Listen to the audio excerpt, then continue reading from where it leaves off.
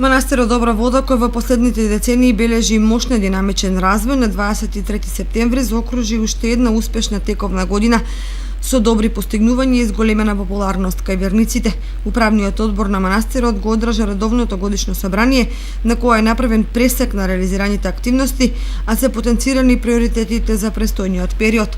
Предходната тие постари луѓе што се кој почнал манастирот Добра вода Оризари са правели очит на манастирот овде, сега и се давали по едно ручек. И се ние тука да не изгубиме таа традиција, сакаме таа традиција да биде се по-добро и понатам и по-наша и други генерации да се продолжат.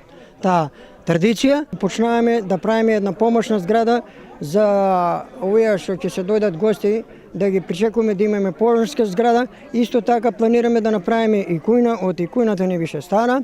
Благодарение на зголемената популарност на манастирот и лековитите води кои тука извираат, посетеноста од верниците од Оризари, Кочани и пошироко е зголемена и во непразнични денови, што ја наметнува потребата од изградба на асфалтен пат. Најголемна сега ни проблем на Добра вода овој манастир и неќети таксите да доваѓаат, патот.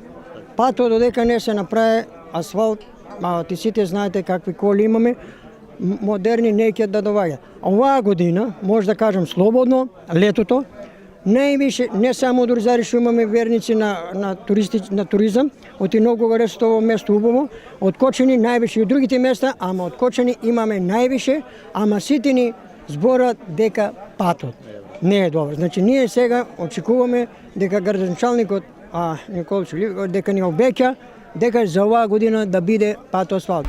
Традиционално за многобројните посетители беше организиран манастирски ручек за здравие на верниците, кои запалија свеќи во црквата и пред светата и лековите водичка.